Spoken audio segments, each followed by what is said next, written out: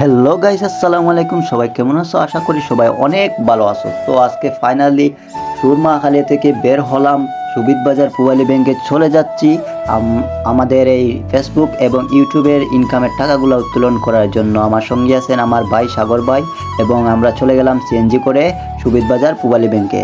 তো ফাইনালি সিএনজিতে উঠে গেলাম, এবং সিএনজিতে আমার বসে আছে আমার ভাই সাগর ভাই আর আমি। আমার হাতে আছে মাত্র 40 টাকা। ভাড়া দেব, যাওয়ার ভাড়া দেবো 20 টাকা, আসার সময় দেবো 20 টাকা। হাতে আছে একটা চেক, নিয়ে টাকাটা উত্তোলন করব।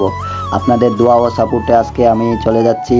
আমার ফার্স্ট টাইম প্রথম টাকাটা উত্তোলন করতে যাচ্ছি, আর কোনো দিনও তো যাই নাই। প্রথম লাগতেছে, ভয় লাগতেছে। ফাইনালি পূবালী ব্যাংকে চলে আসলাম টাকা তোলার জন্য।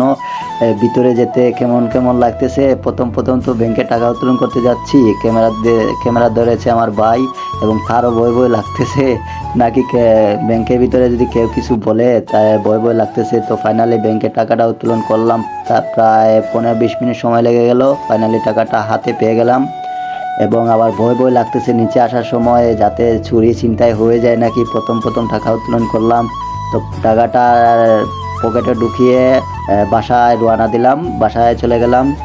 তো সবাই আমাদের জন্য বেশি বেশি করে সাপোর্ট করবা, আশা করি ভিডিওটা শেষ পর্যন্ত দেখবা আর আমাদের জন্য সাপোর্ট করবা। আপনাদের সাপোর্ট করার জন্য আজকে আমরা এই পর্যন্ত এগিয়ে আসছি। তো ফাইনালি বাসায় চলে যাচ্ছি, আর টাকাটা প্যান্টের পকেটে ঢুকিয়ে নিয়েছি যাতে এই ছিনতাইকারীরা দেখে না ফেলে। আমার আবার ভয় লাগতেছে, এতগুলো টাকা উত্তোলন করলাম আজকে। যাই হোক, সবাই আমাদের জন্য বেশি বেশি করে সাপোর্ট করবা। আপনাদের সাপোর্টের কারণে আজকে আমি এই পর্যন্ত এসেছি।